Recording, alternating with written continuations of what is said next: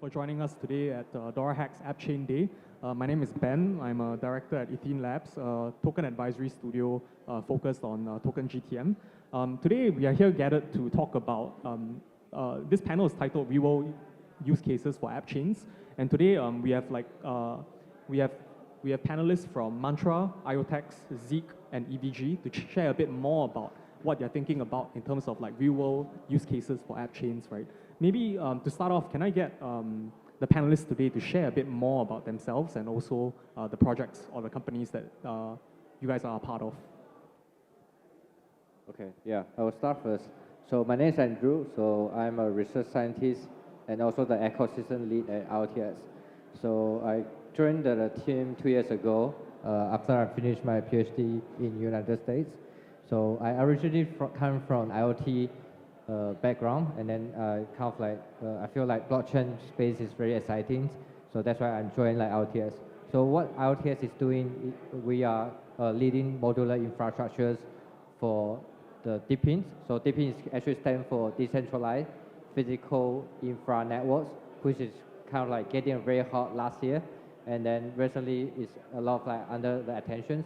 So what we do is that we try to provide the modular test stack for the builders so that they can connect the real world to the Web3 easily by connecting like a connected car, urban mappings, and can do a lot of stuff that you can beyond the DeFi application that we see on chain today.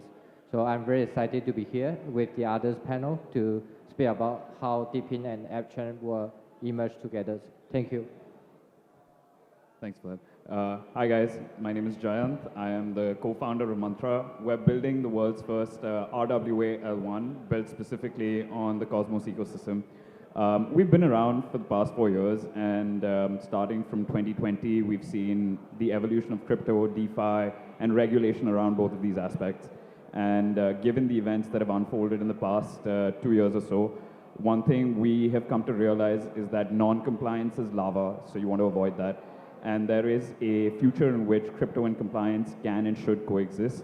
And at Mantra, what we're doing is enabling that handshake between off-chain assets and bring them on-chain. Hi guys, this is Angus from Zeek. Born and raised in Hong Kong, so this is like home court to me. So Zeek is a social-fi project that we've been building for the past 6 months. The idea is to build a decentralized collaboration economy to basically use financialized social actions to unlock social value through value creation. So there are 3 building blocks: on-chain credentials, social plus, and also on-chain reputation. So yeah, that's it. Yeah, my name is Alan. I'm the founder and CEO of EVG. So we are basically a venture studio / operating groups / investor, whatever you want to see it, in Asia. So we have about 300 people building, with 100 people working on gaming, with 100 people working on social-fi, with another 100 people working on asset management, media, and other business.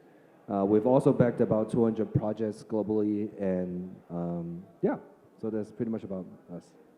Thank you. So kind of diving into the topic at hand today, right? Real-world use cases for Appchains. Could you highlight some of the issues that you see in like traditional real-world use cases for and how you think Appchains can solve these issues, right? Actually, I'm not 100% convicted whether a game or whether a social product should become a chain. I think it's up to debate. We haven't seen huge success yet. Is this possible? And because always the way I think about always is like, why should an application become a chain? If you obviously the thinking is like, look at Kakao, right? Kakao become the biggest messaging app in Korea. When you have 90%, 99% market share, you end up, branching out to Kakao Music, Kakao Mobility, Kakao Auto Utility, and start owning the country. So. And once the moment you become a country, you become a chain, right? That's kind of my metaphor to it. But there's also possibility that, but once you would decide to become a chain, then you start competing with other ecosystem. You now need to convince the developer to sway over. You convince the TVL to sway over. Your pitch is now against Solana right now. So So I think it makes sense and may not make sense. It probably makes sense for the one that already has built up a much larger network effect. And when I mean network effect, it means in two senses, right? One sense is obviously the user base and recognitions, like, you know, maybe BAYZ is an example, although I'm using Pudgy today. But, and the second one is financial network effect, right? Your depth of liquidity, the asset people owns, and where's people at stakes. So maybe I think for a certain one that would make sense, but probably I think doesn't make sense for a lot of the emerging startups. Just like day one, I want to be a chain because it's a better story to pump my shit, and probably not, right? I actually just want to add a little bit over there because I disagree with you, and I love that. Primarily because you said that if there is an app chain out there, agree with you 100% that it's not supposed to be to like pump your TVL because that's a vanity metric, means nothing. The other aspect that you said is the network effect that needs to get going, that's true. But as far as I'm concerned, when app chains are being built out, I wouldn't say an app chain's competitor is Solana or an Ethereum. The app chain's competitor is the community that has hurdles towards building on Solana and Ethereum. So if you have a specific community that has a specific use case that can generate enough users to actually build around it, that becomes your thesis for an app chain. So I would just say that there are reasons around it and there are specific ways that I would go about it, but I would say that it's not limited to someone that has already got the network effect going, but it could be a different way to generate that network effect than we have done in the past few cycles. No, I think so. But also at the same time, we look at is in the beginning of stage, it actually helps for you to start being affiliated. You know, I'm Appchain on a bigger ecosystem. But once you become big, let's take DGen as an example. What you do is start as a meme coin, and now you're like, no, DGen is a chain. And I all of a sudden saw this like Twitter KOLs writing, send me like long ass of articles, like, you know, why DGen would be forever, right? so I think the rivalry ultimately is where the asset sits. Because for a user, they always need to decide whether they're going to port over the asset or not. I think that is the hurdle, right? Angus, you want to opine on that? I think for me, it's really about the definition of social fi, right? We think that social fi doesn't mean another form of social media because the Web3 community doesn't need, they're so content with Web2 social media. I mean, I'm in Web3 for so long, I still log on to Twitter, Discord every day. So I think my definition of social fi is social economies and in which there are actual value exchange and value creation. So Appchain makes sense because we need a native token to amplify that value exchange and value creation. And we think that social economies will be the foundation of social fi. And these social economies can be built upon different use cases. Say, for example, at Seek, we are building a decentralized collaboration economy. Like people help each other, share knowledge, share connections, and then generate value from it. Native token, which provide a flywheel effect to amplify this economy, makes a lot of sense for us. Andrew, you want to opine? Yeah, for me, it's speaking about like DeepIn's sectors, I have these views or this thesis. I feel like in the near futures, we'll see more DeepIn applications will become DeepIn Appchains or launching their own sovereign layer 2 or their own chain. So I think we have GM networks coming as a layer 2 for the DeepIn AI. So why I feel about this could be a trend? Because if you look at the DeFi, we have already seen DYDS already becoming its own chain or on its own, because he has a large base of users. And then if you look at DeepIn is kind of like a very big sector that intersect with the real world economics. So let's say, for example, if I can have a network of the vehicle, so vehicle can be a very large network of the users and also the vehicle. So I think they deserve its own app chains. And for the app chain, you can realize the utility for the tokens, and also you can get the customizable features on the chain that cover different needs of the DeepIn's verticals. So I feel like in the long term, we definitely will see more chains coming out for that. And in order for them to launch their own sovereign chains, it's very difficult because if you look at the Helions, I think they used to be their own solo chain, and then they migrate to the Solana. So it's already telling the world that managing your own blockchains is very hard.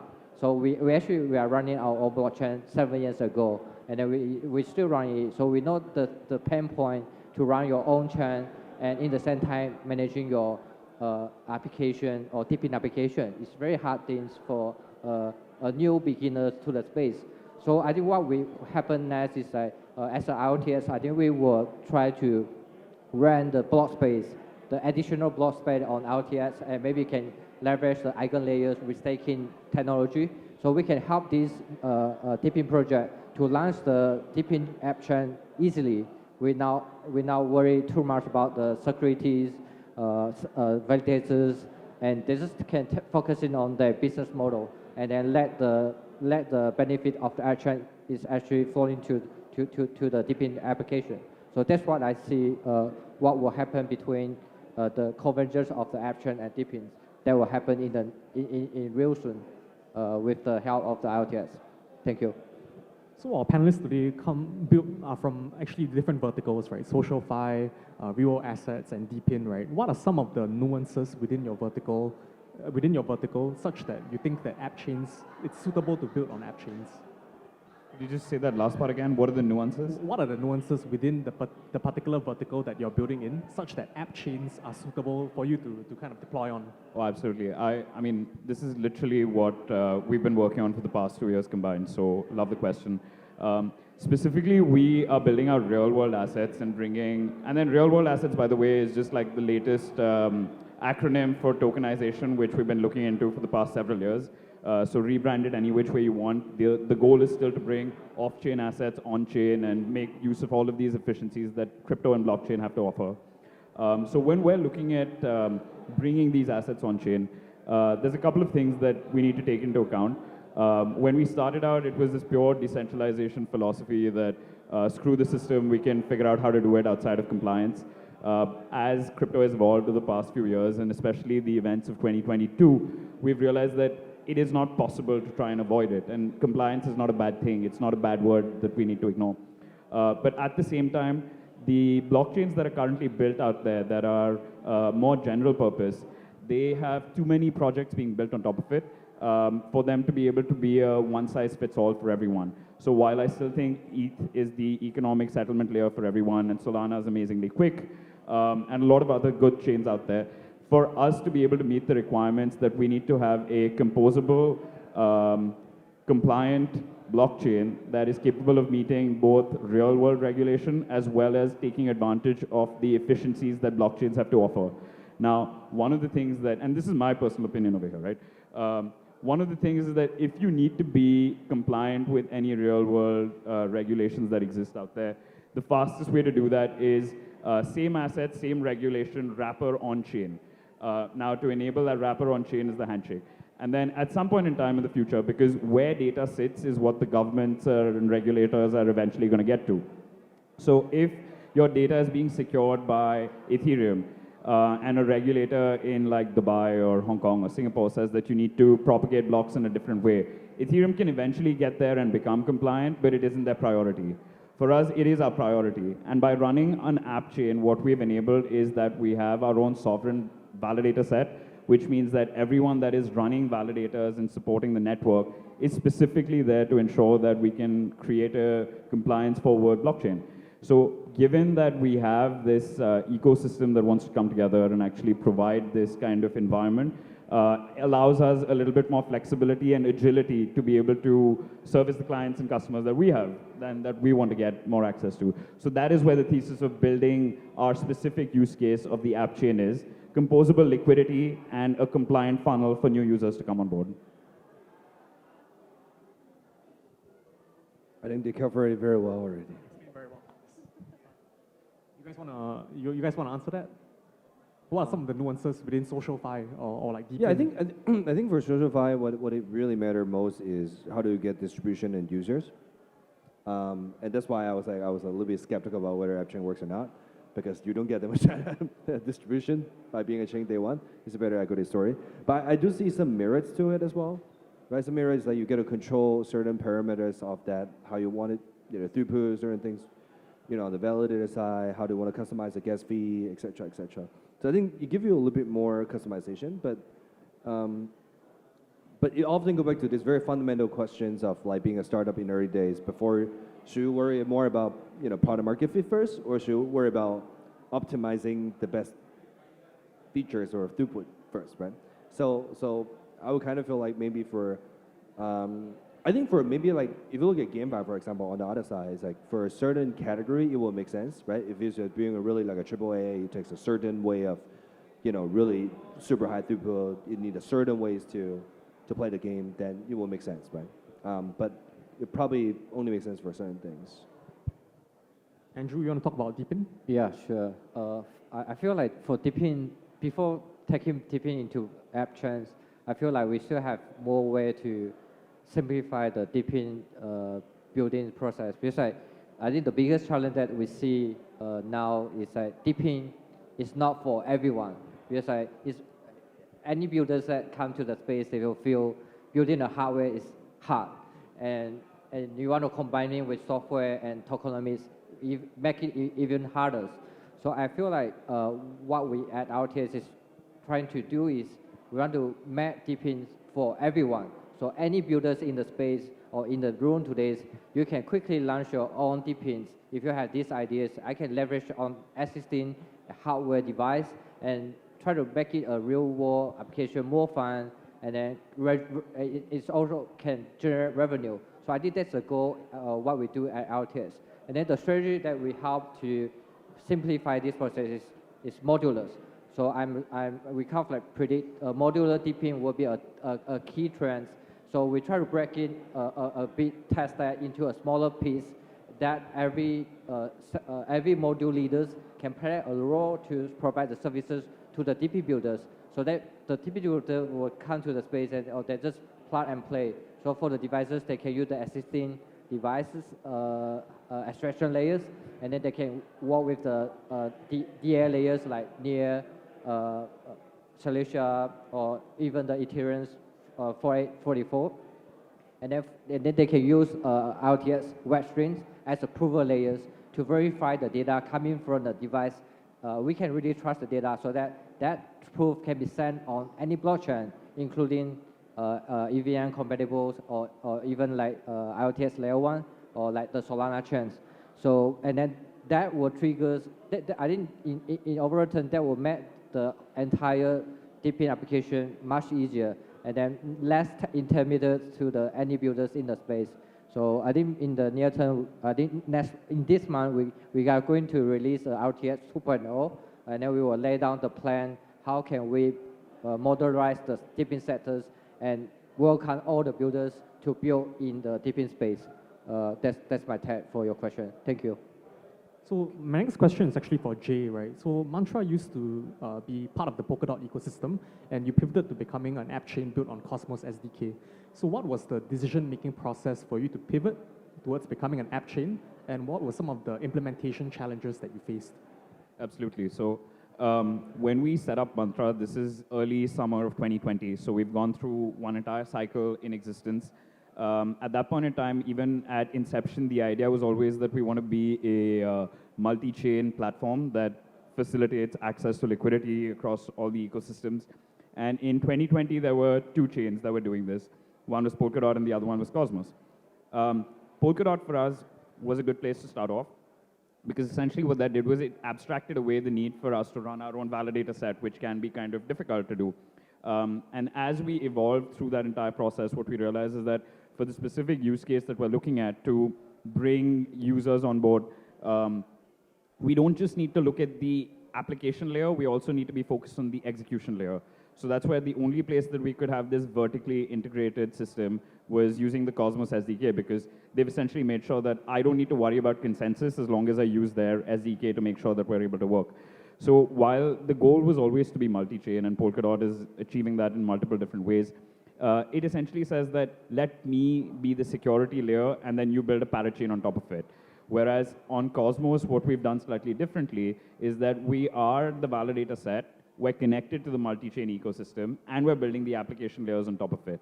So in terms of implementation, it has been slightly more challenging because as opposed to just being a dApp token that needs to worry about on-chain staking, we've gone towards having to manage validator economics and figure out how we can essentially provide network security while also making sure that we're not inflating the users too much. So there's been an economic game over there, and there have been technical trade-offs.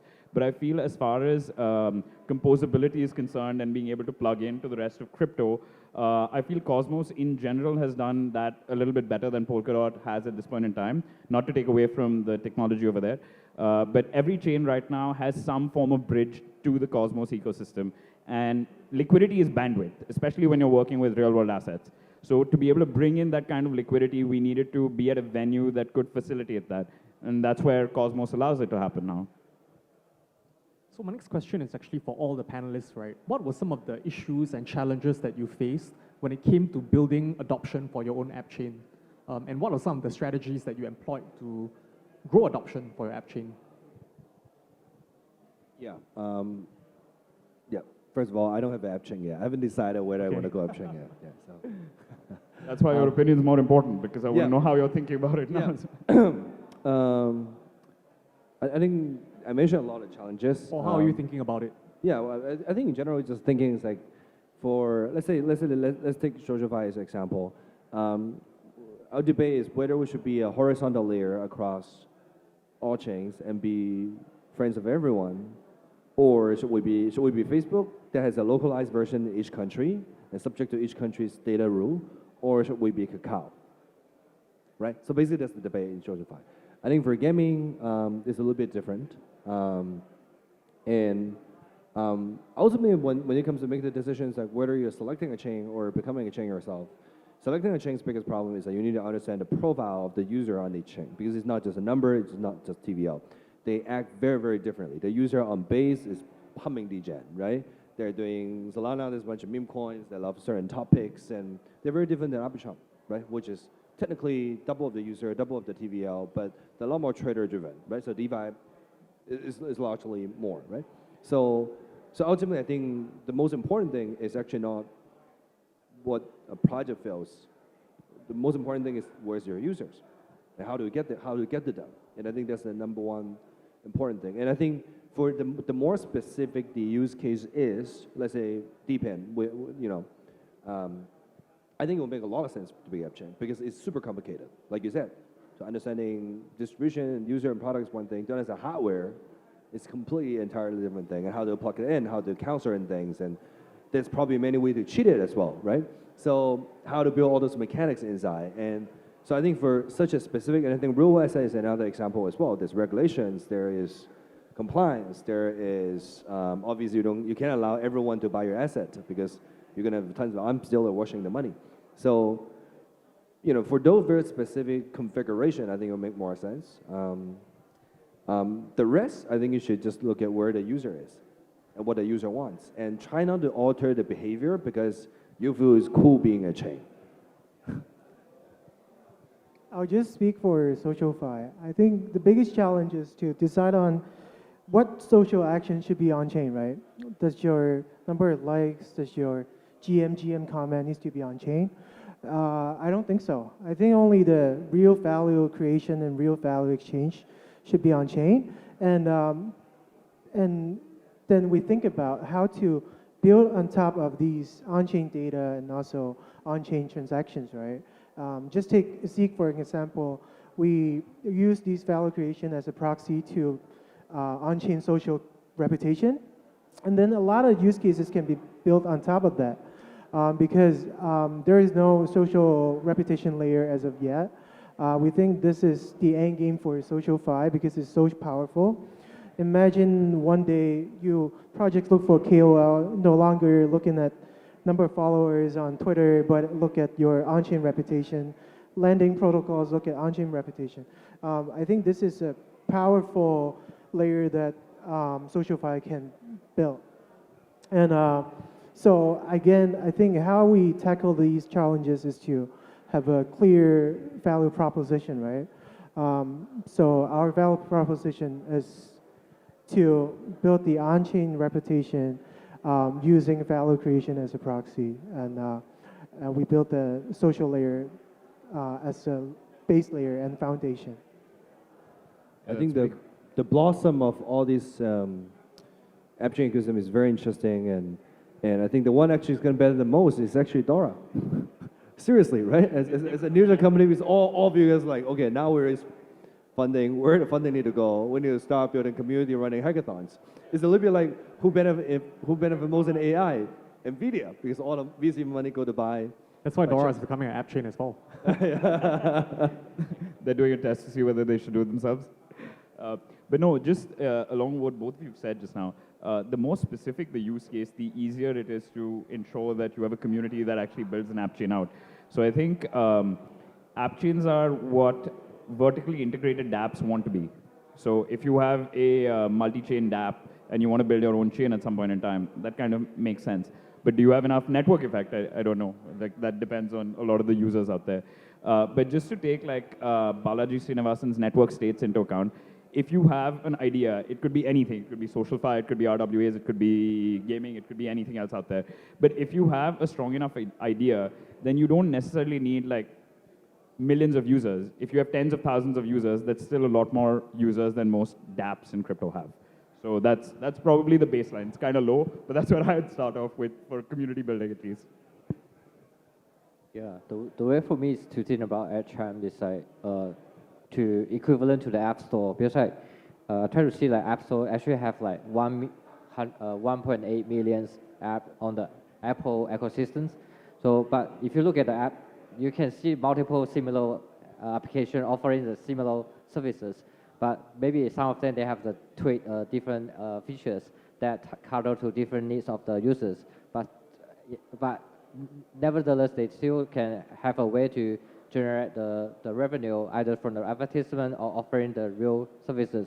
So making similar influence to Deepin. So I'm thinking that if we can make deploying Deepin application as easy as deploying to App Store or becoming an Appchain, and then people can actually leverage on the data on top of that to generate the services or providing the data monetization for anyone that owns the data, and then you can extract the value from the data that you already contribute to the Appchains, and then you can get the reward from that. So I think in that sense, then we can see more users coming in, and then they choose the Appchain they want. If I have the vehicle, then I can maybe put in the device to track my vehicle data, and I can contribute that vehicle data to which Appchain that want to use my data, and they can reward me for doing so. In that way, I feel like we can solve the type of the Appchain deployments, and I think at RTS, I think we try to make it more easier, maybe one click, or maybe try to make the entire deployment from years to a few days, like you just simply launch your own meme coin in a few minutes. So I think this is something that we are trying to tackle and try to see more innovation coming out for the space, not only just storage, not only the GPU, maybe more innovation can come out from the real utility of the data and services that we would need in everyday life. Yeah. Okay, looks like we are coming to the end of the time. So thank you, panelists, for taking the time today, and thank you everyone in the audience for joining us for this panel titled Real World Use Cases for App Chains. Thank you. Thank you.